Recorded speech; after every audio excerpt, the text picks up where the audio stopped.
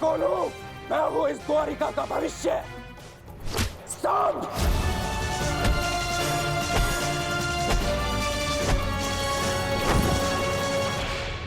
ये क्या दशा बना रखी है सांब? दिन प्रतिदिन तुम्हारा व्यवहार अशुभनीय होता जा रहा है। संभालो स्वयं को। ताऊ श्री, मुझे समझाने से पूर्व अपने छलिया भ्राता को समझाइए, जिसने बिना अस्त्र शस्त्र उठाए मेरे ससुर के कुल का नाश कर दिया। क्या वो शोभनीय था? अपने पिता के लिए ऐसा भाव पाप है। पाप तो आपके भ्राता ने किया है, मैं तो केवल मदिरा पान कर रहा हूं। संभालो अपने आप को। एक योद्धा को यह सब शोभा नहीं देता। कैसा योद्धा ताजश्री, जिसके हाथ से तलवार छीन ली गई हो, जो अपने मित्र विश्वसेन की सहायता करने का वचन पूरा ना कर सका हो, उस मनुष्य को आप योद्धा कहते हैं? जब युद्ध करने का समय था तो युद्ध नहीं करने दिया।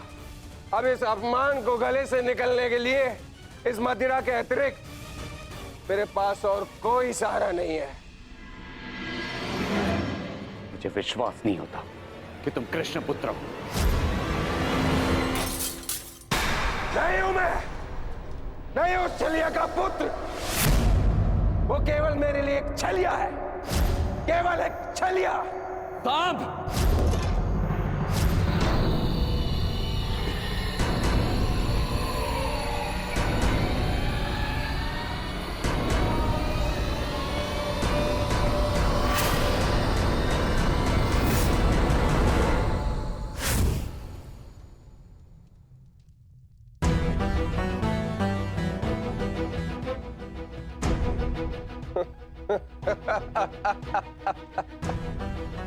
आइए आइए आइए द्वारिकाधीश, आइए। स्वागत है आपका, स्वागत है। लौट आए आप। करा इस आर्यव्रत के सभी महारथियों का अंत। कराए धर्म स्थापना के नाम पर अपना पलड़ा भारी। अब अरे अच्छी, आप देख क्या रहे? स्वागत नहीं करेंगे इनका? इतना महान कार्य पूर्ण करने के पश्चात आज लौटे हैं। आज तो राजभवन में उत्सव होना चाहिए। पांचाल, काशी, मगध, छेदी, सभी महाजनपदों के महान शासकों का अंत करवा डाला, सिर्फ धर्म स्थापना के नाम पर। अब क्या बचा पूरे भारतवर्ष में? पूरे भारतवर्ष में सिर्फ दो महान राज्य। पहला द्वारिका, दूसरा हस्तिनापुर। और हस्तिनापुर का महान शासक धर्मराज युधिष्ठिर पहले से ही अपने चारों भाइयों के साथ इनके तलवे चाटता है।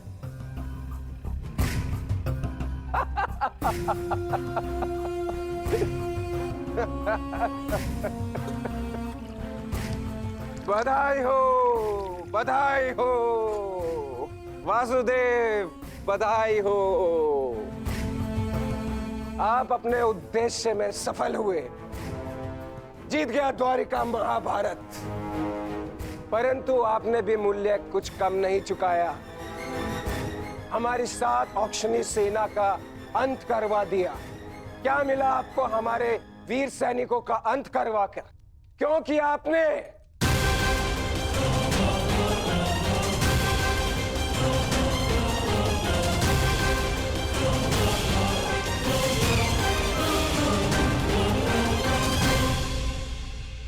उन सैनिकों ने केवल अपने कर्तव्य का पालन किया था सांब।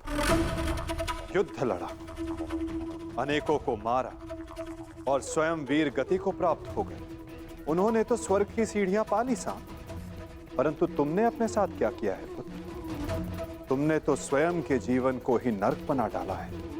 तुमने वचन दिया था ना दुर्योधन और लक्ष्मण को कि महाभारत के युद्ध में तुम नारायणी सेना का नेतृत्व करोगे, तो क्यों नहीं बचाया अपनी सेना को?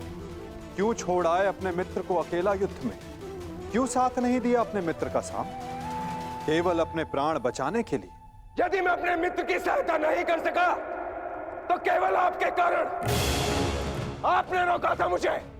मैंने तुम्हें रोका नहीं था साम, केवल विकल्प दिए थे।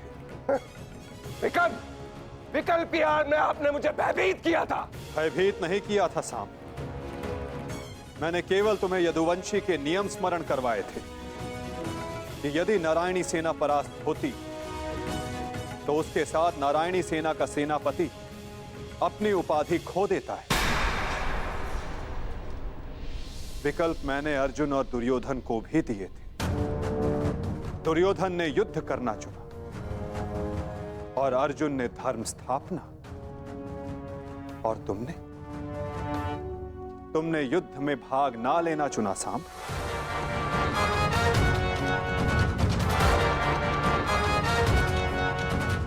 कदाचित यदि तुमने अपने मित्र वीर वृषसेन को उस युद्ध में प्रदर्शन करते देखा होता, तब तुम्हें ज्ञात होता कि वीरता की वास्तविक परिभाषा क्या होती है साहब। यदि तुमने अपने प्राण उस युद्ध में गवा दिए होते तो आज मेरा सर गर्व से ऊंचा होता, किंतु नहीं। तुम तो मदिरा के मद में स्वयं के जीवन को धीरे धीरे करके मार रहे हो। लज्जा आती है तुम पर साहब, लज्जा आती है।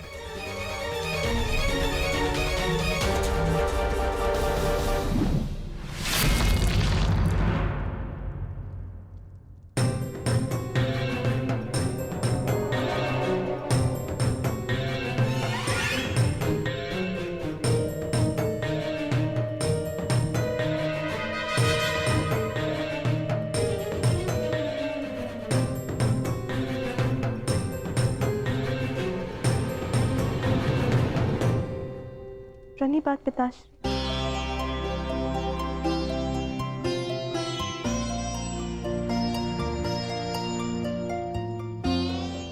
पिताश्री मैं क्षमा। लक्ष्मणा, इतनी लंबी यात्रा से आया हूं पुत्री, भोजन नहीं कराओगी? जी पिताश्री।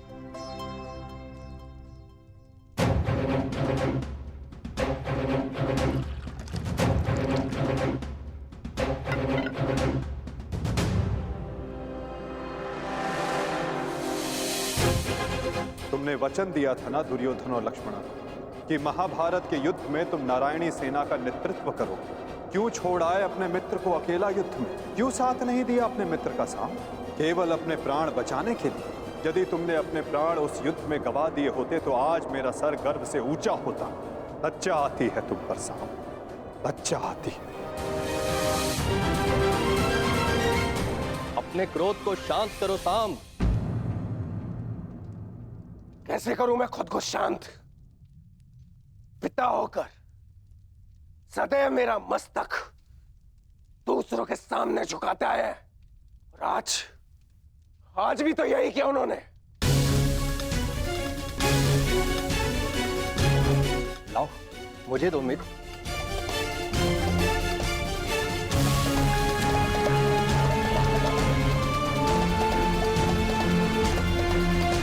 लो पियो।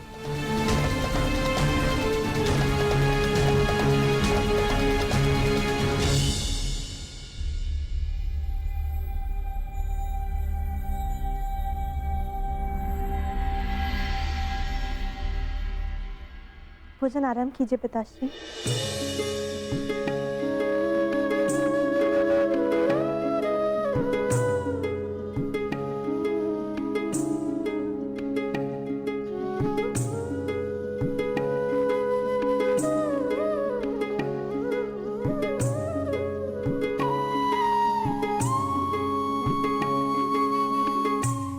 पिताश्री, क्या आप मुझे मेरे पिता के विषय में कुछ बता सकते हैं?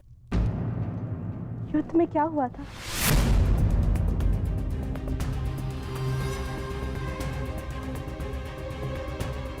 निसंदेह तुम्हारे पिता एक वीर और कुशल योद्धा थे पुत्री, और उन्होंने युद्ध में अलौकिक साहस दिखाया।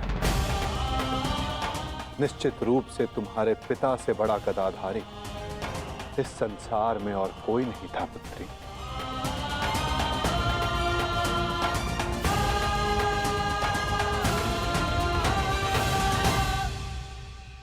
यदि ये सत्य है तो उन्हें ये संसार छोड़ के क्यों जाना पड़ा पिताश्री? हमारे कर्म और हमारे चयन हमारी नियति निर्धारित करते हैं।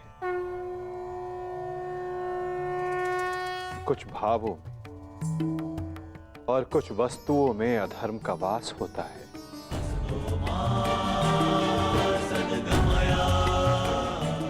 जैसे कि जुआ और मदिरा, ये व्यसन पहले लुभाते हैं और बाद में हमारे ही नाश का कारण बन जाते हैं पुत्री।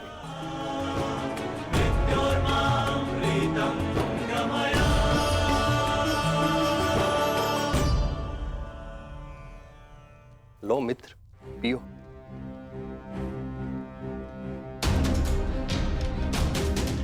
मैं जानता हूं कि तुम बहुत दुखी हो, किंतु चिंता मत करो, तुम्हारे मनोरंजन का प्रबंध कर दिया है मैंने।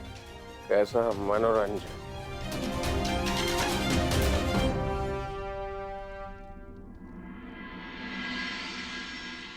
लक्ष्मणा, सदैव स्मरण रखना पुत्री, जब जब मनुष्य पर मद और जुए का प्रभाव बढ़ेगा,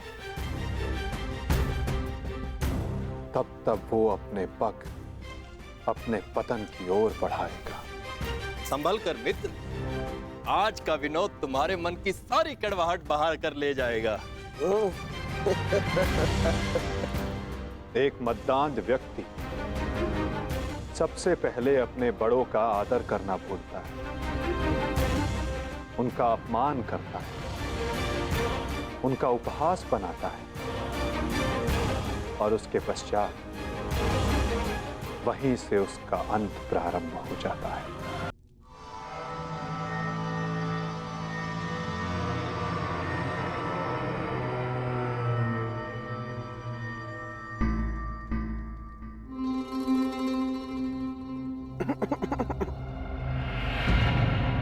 तो आप हैं महान ऋषि, सुना है महात्मा कि आप भविष्य बता सकते हैं। बड़ी प्रशंसा सुनी है आपकी। क्या जानना चाहते हो?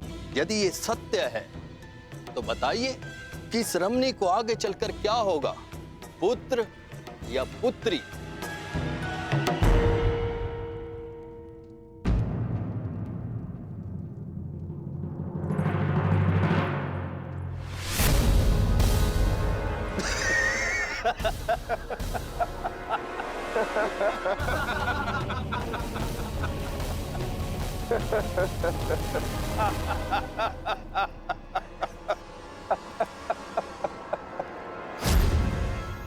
और समय बताना मत भूलिएगा महाराज। यदि आपकी भविष्यवाणी सत्य नहीं हुई तो आप अपनी बाकी की तपस्या हमारी बंदी गृह में पूर्ण करेंगे।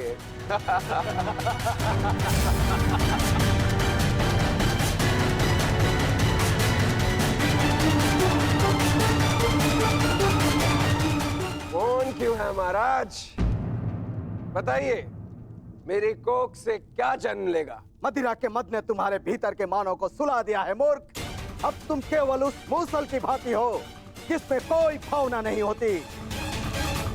वो किसी भी वस्तु पर पड़ता है तो उसे कुचल देता है।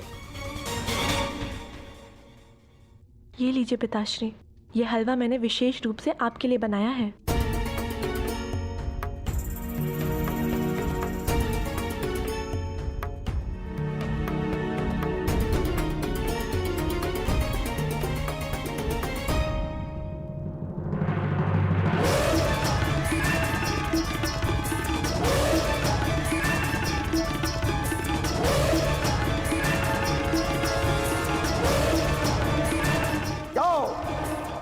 ठीक एक सप्ताह के पश्चात तुम्हारे पेट से मूसल ही उत्पन्न होगा जो तुम्हारे वंश के विनाश का कारण बनेगा। जिस मदिरा के मद में तुमने मेरा अपमान करना चाहा, वो मदिरा तुम्हारे नाश का कारण बनेगी।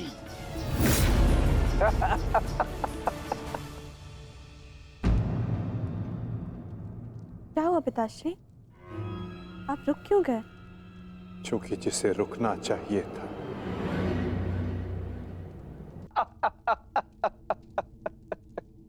लगता है तुम्हें हमारे बंदी गृह के दर्शन करने की उत्सुकता कुछ अधिक है, इसलिए तुमने हमारा अपमान करने का दुस्साहस किया। पहले वासुदेव और अभी तुम। मैं तुम्हें जीवित नहीं छोड़ूंगा।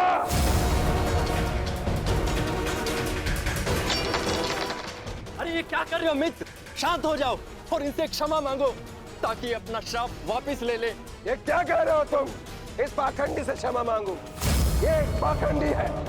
भला कभी किसी पुरुष के कोख से कुछ जन्मते हुए देखा है? ऐसे ढोंगी साधु से डरने की कोई आवश्यकता नहीं।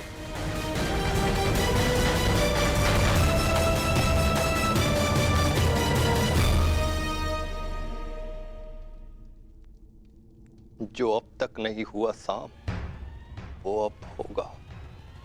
साधुओं का श्राप व्यर्थ नहीं जाता।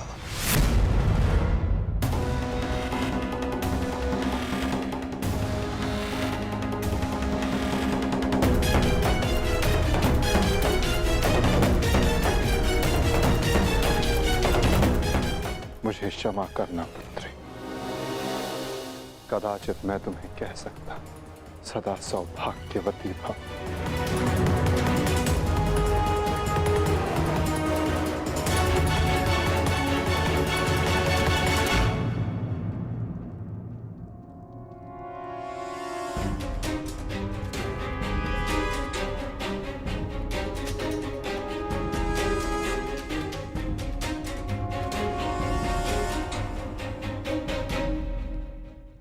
एक साधु का उपहास उड़ाना और उन पर प्रहार करने का प्रयास करना क्षमा के योग्य नहीं है सांब।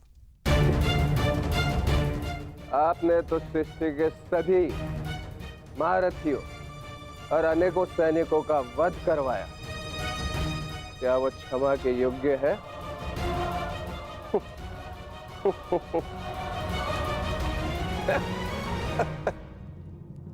प्रतिवर्मा, तुम्हारी उपस्थिति में यह सब हुआ और तुमने साम को रोकने का प्रयास नहीं किया।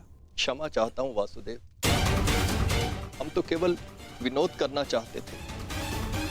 मुझे अनुमान भी नहीं था कि बात इतनी आगे तक बढ़ जाएगी।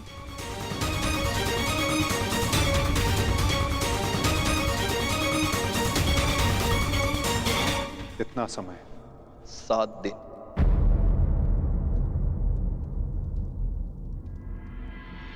7 दिन बाद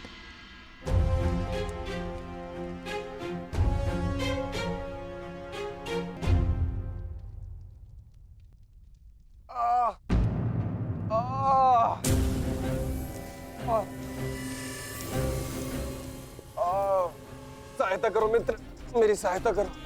अत्यधिक पीड़ा हो रही है। कैसी पीड़ा हो रही है तुम्हें? लगता है उस साधु का श्राप मुझे लग गया है। आज 7वां दिन है और ये देखो मेरे पेट में अत्यधिक पीड़ा हो रही है।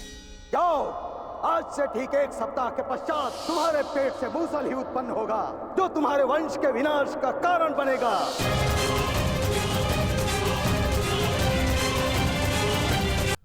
उस साधु का श्राप मुझे लग गया है।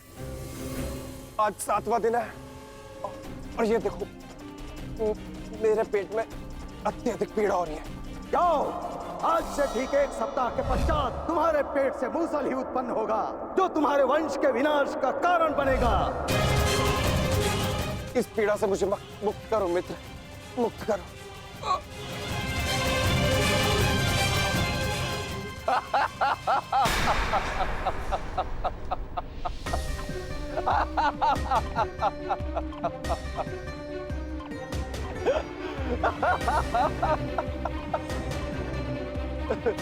तुम कितने बड़े मूर्ख हो मित्र। कुछ नहीं हुआ मुझे, सही हूं मैं। कहा था ना मैं, वो साधु एकदम पाखंडी है। हम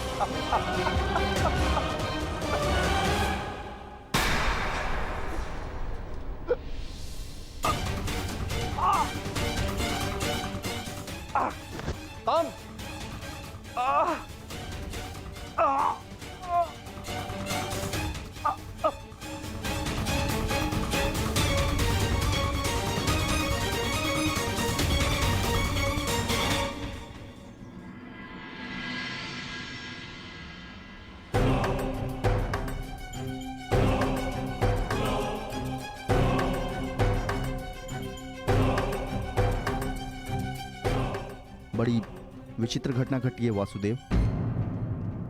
कुमार साम के शल्य चिकित्सा के पश्चात उनके पेट से ये मूसल निकला है।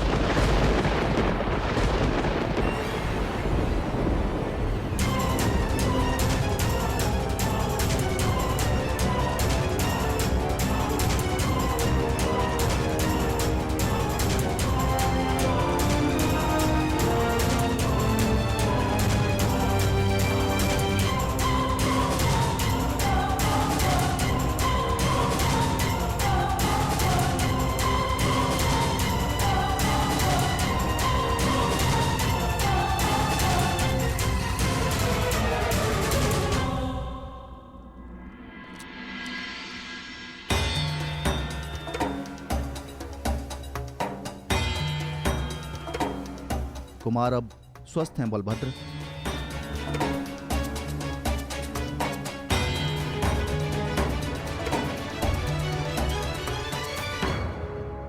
देख लिया, ये उस श्राप का नहीं, ये तुम्हारे अहंकार और तुम्हारे मदिरापान का फल है। ये श्राप तो केवल एक निमित्ता है। तुम्हारे कर्मों के कारण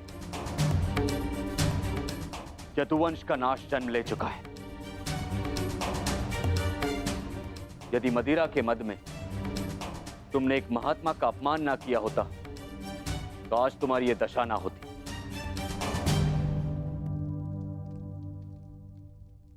अब कुछ नहीं हो सकता था। मनुष्य को अपने कर्मों का फल मिलता ही है, परंतु एक के कर्मों का फल पूरा वंश भुगते।